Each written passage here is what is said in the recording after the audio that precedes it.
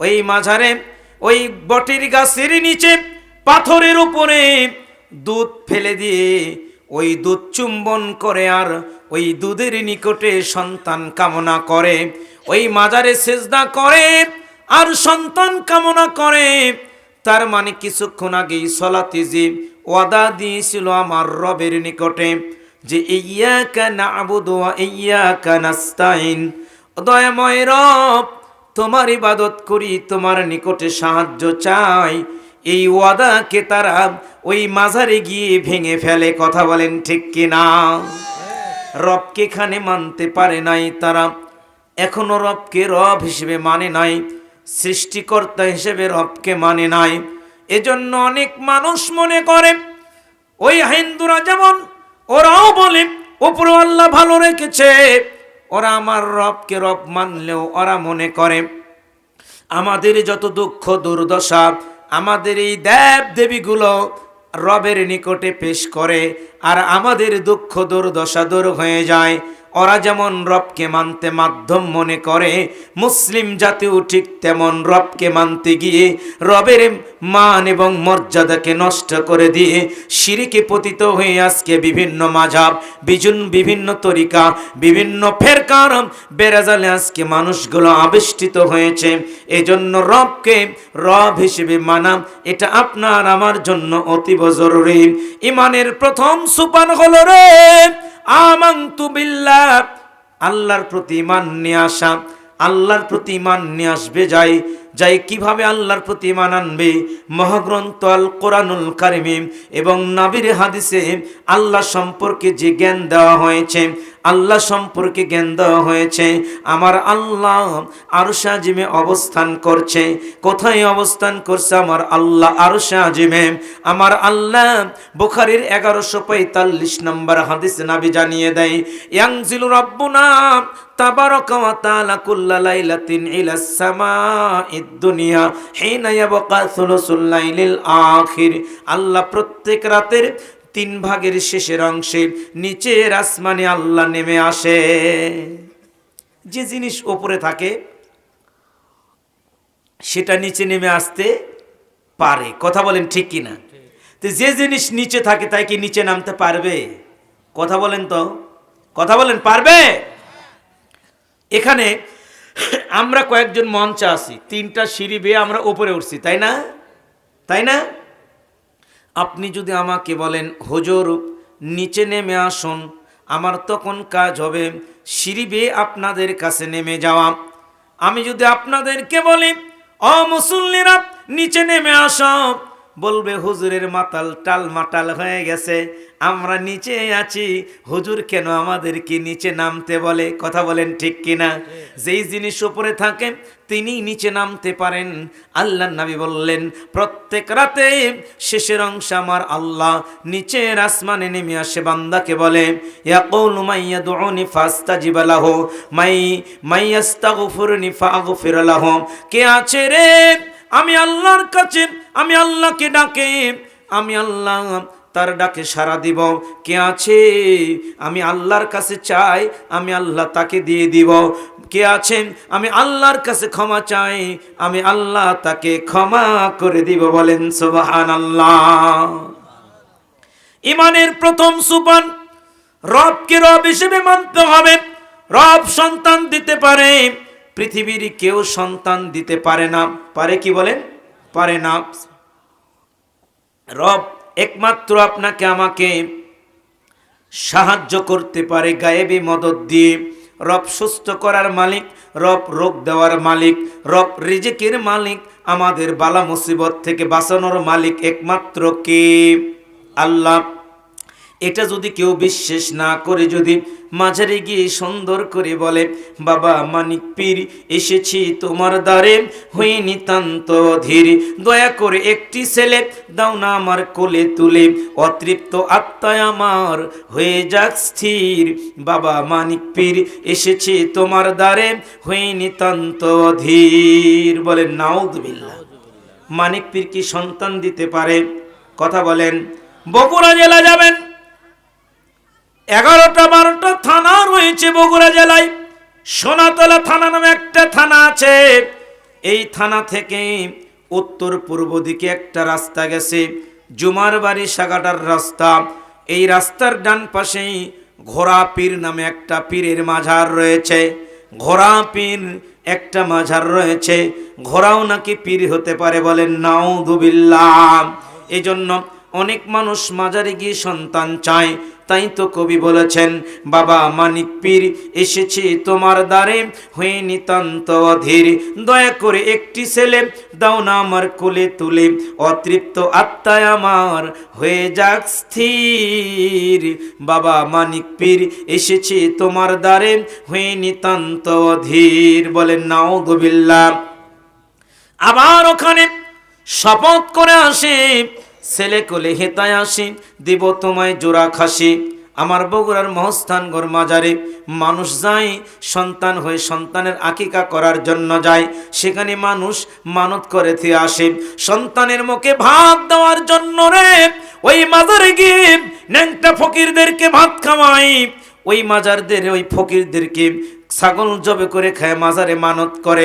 আবার পীরের কাছে ওয়াদা দিয়ে আসে, ছেলে কোলে হেতায় আসি, দিব তোমায় জোড়া খাসি, তারই সঙ্গে খাওয়াইয়া দিব এই মাজারের 100 ফকির। বাবা মানিক পীর এসেছি তোমার দ্বারে, হয়ে নিতান্ত অধীর, বলেন নাউযুবিল্লাহ। এই তো রবকে মানল না, ইমানদার হবে না। আয় মুসলিম দিনী ভাই, বলতেছিলাম আপনাকে রবকে রব হিসেবে মানতে পারা আর না মানা ইমানদার আর কাফেরের লক্ষণ। পৃথিবীর মানুষগুলো দুই প্রকার, সার্বক্ষণিক দুই প্রকার, অলমোস্ট ভাবে দুই প্রকার পৃথিবীর মানুষ, ইমানদার আর হলো বেঈমান। যারা ইমানদার তারা আমার রবকে রব হিসেবে মানবে, যারা বেঈমান তারা আমার রবকে রব হিসেবে মানবে না।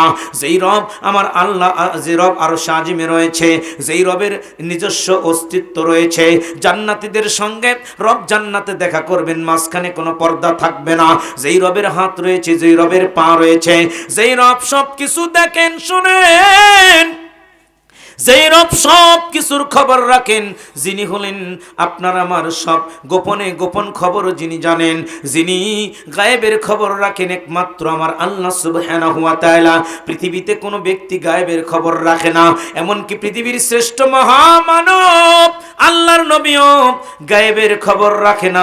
যদি গায়েবের খবর আল্লাহর নবী রাখতেন, তাহলে মুসলিমরে আম্মা জান আয়েশাকে যেদিন জিনার অপবাদ দেওয়া হয়েছিল, বুখারীর হাদিস, আল্লাহর নবী আম্মা জান আয়েশাকে বলে, আয়েশা তুমি যদি জিনা করে থাকো আমাকে জানাও, জিনা না করলেও আমাকে বলো।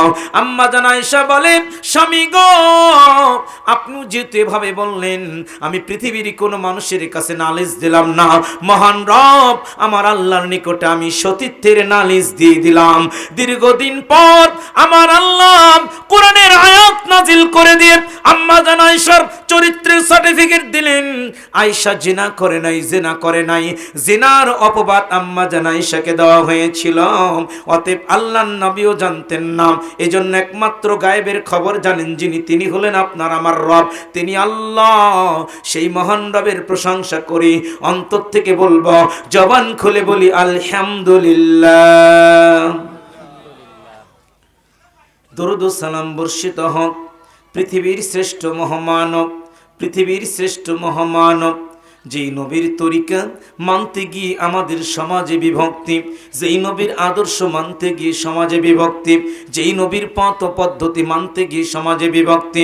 আল্লাহর নবীকে নবীর মতো যদি কোনো ব্যক্তি মানত, আল্লাহর নবীকে যদি পরিপূর্ণ ইত্তেবা করত, তাহলে আমাদের সমাজে এত মাঝহাব, এত মতবাদ, এত রসম, এত রেওয়াজ, এত ভ্রান্তির, এত দলের তৈরি হতো না।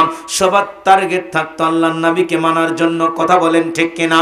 আয় মুসলিম দিনী ভাই, আল্লাহর নবীকে মানার না মানার ব্যাপারে যত রসম, যত রেওয়াজ এই পৃথিবীতে তৈরি হয়েছে, কিন্তু আমার আল্লাহ এই মহাগ্রন্থ আল কোরআনুল কারীমের ভিতরে জানিয়ে দিয়েছেন, ওয়ামা আতাকুমুর রাসূল ফাখুযুহু ওয়ামা নাহাকুম আনহু ফান্তাহু।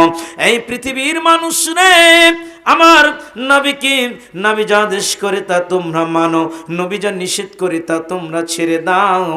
নবীর আদেশগুলো মানো, নবীর নিষেধগুলো ছেড়ে দাও। কেন আমি আল্লাহ নবীকে মানতে বললাম? কেন নবীকে মানার কি রকম ফজিলত হতে পারে? সূরা নিসা 4 নম্বর সূরা 80 নম্বর আয়াতে আমার আল্লাহ জানিয়ে দেয়, মাইতুর রাসূল ফাকাদাতু আল্লাহ। এই পৃথিবীর মানুষ রে, এ নাটুরবাসী শুনো, আমার আল্লাহ সুবহানাহু ওয়া তাআলা জানিয়ে দিয়েছেন রে, যে ব্যক্তি আমার নবীকে মানলো ওই ব্যক্তি যেন স্বয়ং আমি আল্লাহকে মানলো। বলেন সুবহানাল্লাহ। নবীকে মানলে কারে মানা হয়? কথা বলতে হবে, কারে মানা হয়? আল্লাহকে মানা হয়। কেন আল্লাহকে মানা হয়? আল্লাহ জানাই সূরা নাজমের ভিতরে, আউযু বিল্লাহি মিনাশ শাইতানির রাজিম। আল্লাহ সুবহানাহু ওয়া তাআলা বলছেন, ওমা ইয়ানতিকু আনিল হাওয়া ইন হুয়া ইল্লা ওয়াহয়ুহা। আল্লাহ না আল্লাহ কই, হে আমার উম্মত শোনো, আমার বান্দা শোনো, আমার নবী শরীয়তের মধ্যে নিজের মতামতে কোনো কথা বলে নাই। নবী যা বলেছেন সব আমি আল্লাহর পক্ষ থেকে ওহী বলেছে। এখন নবীর এই আদেশ নিষেধগুলো মানা আর না মানা, একদল মানে নবীর তাদের মাযহাব, তাদের ইমাম, তাদের পীর সাহেব, তাদের বুজুর্গানে দিনকে আগে প্রাধান্য দিয়ে নবীকে মানার চেষ্টা করে।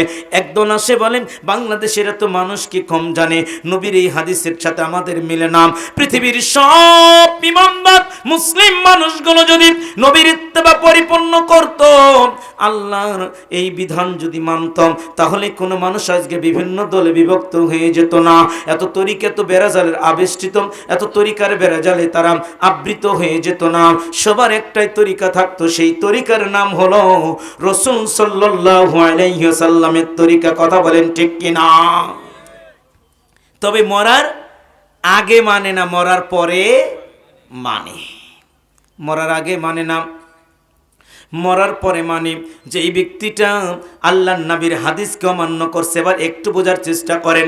সিলসিলাতুস সহিহা 1892 নম্বর হাদিস, আন আয়েশা রাদিয়াল্লাহু তাআলা আনহা ক্বালাত ক্বালা রাসূলুল্লাহ, বলেন সাল্লাল্লাহু আলাইহি ওয়াসাল্লাম, মান সাদ্দা ফুরজাতান ফিস সাফা রাফাল্লাহু বিহা দারাজাতান ওয়া বানা লাহু বাইতান ফিল জান্নাহ। আল্লাহর নবী কয়, উম্মত শোনো, আমি নবী তোমাদেরকে আদেশ করে দিলাম, তোমরা যখন সালাতে দাঁড়াবে, যখন তোমরা কাতারে দাঁড়াবে রে, আমি নবী জানিয়ে দিলাম, যে ব্যক্তি কাতারের মাঝখানের ফাঁকাটা বন্ধ করে দাঁড়াবে, একটা ইটের সঙ্গে আর একটা ইট যেভাবে লাগে, এভাবে যে ব্যক্তি চেপে চেপে দাঁড়াবে, আমি নবী জানিয়ে দিলাম রে, ওই ব্যক্তির জন্য, ওই ব্যক্তির মর্যাদা আমার আল্লাহর কাছে বেড়ে যাবে। বলেন সুবহানাল্লাহ। ওয়া বানা লাহু বাইতান ফিল জান্নাহ, ওই ব্যক্তির জন্য আমার আল্লাহ সুবহানাহু ওয়া তাআলা জান্নাতে একটা ঘর নির্মাণ করবে। বলেন সুবহানাল্লাহ। নবীর এই হাদিস আজকে অচল হয়ে যায় মাযহাবের কাছে, নবীর এই হাদিস আজকে অচল হয়ে যায় বুজুর্গানি দিনের কাছে, নবীর এই হাদিস আজকে অচল হয়ে যায় মানুষের মতামতের কাছে। অথচ আমার আল্লাহ সুবহানাহু ওয়া তাআলা কোরআনুল কারীমের সূরা নিসা 65 নম্বর আয়াতে আল্লাহ জানিয়ে দেয়, শোনো, আউযু বিল্লাহি মিনাশ শাইতানির রাজিম, ফালা ওয়া রাব্বিক লা ইউমিনুনা হাত্তা ইউহাক্কিমুকা ফিমা শাজারা বাইনাহুম সুম্মা লা ইয়াজিদু ফি আনফুসিহিম হারাজাম মিম্মা কাদাইত ওয়া ইউসাল্লিমু তাসলিমা।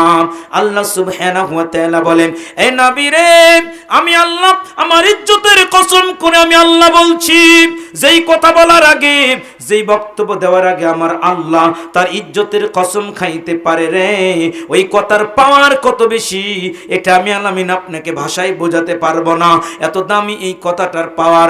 আল্লাহ বলে, শোনো, ফালা ওয়া রাব্বিক লা ইউমিনুনা হাত্তা ইউহাক্কিমুকা ফিমা শাজারা বাইনাহুম, তোমরা ততক্ষণ পর্যন্ত রে ঈমানদার হতে পারবে না, মুমিন হতে পারবে না, যতক্ষণ পর্যন্ত না তোমাদের মধ্যে যখন ইখতিলাফ থাকে, গন্ডগোল থাকে, একদল বলে 8 রাকাত তারাবি, একদল বলে 20 রাকাত, একদল বলে শোনো মিনহা খলাকনাকুম বলে মানুষ মাটি দাও, আরেক দল বলে না বিসমিল্লাহ বলে মাটি দাও। এরকম ইখতিলাফ আছে কি নাই? কথা বলতে হবে। একদল বলে জর্দা খাওয়া হারাম, এক হুজুর বলে জর্দা খাওয়া হারাম, আরেক হুজুর বলে জর্দা খাওয়া মাকরুহ। এইরকম ফতোয়াবাজি লোক আমাদের সমাজে আছে কি নাই? কথা বলতে আছে কি নাই? একদল মানুষগুলো রে মানুষ দাফনের পরে একদল মানুষগুলো মানুষকে মাটি দেওয়ার পরে সম্মিলিত মোনাজাত করে কবরটাকে চারপাশে মানে মাঝখানে রাখিয়ে একদল বলে না, নবীর একটা ছোট্ট হাদিস মেনে নাও, আল্লাহুম্মা গফিরলাহু ওয়া সাব্বিত, তার জন্য পাঠ করো। এভাবে ইখতিলাফ আছে কি নাই কিয়ামত পর্যন্ত থাকবে। আল্লাহর নবী কই শোনো, আল্লাহ বলছেন আমার ও বান্দা শোনো রে, যখন কোন ইখতিলাফ দেখবি তখন নবীর রায়টাকে মেনে নিও।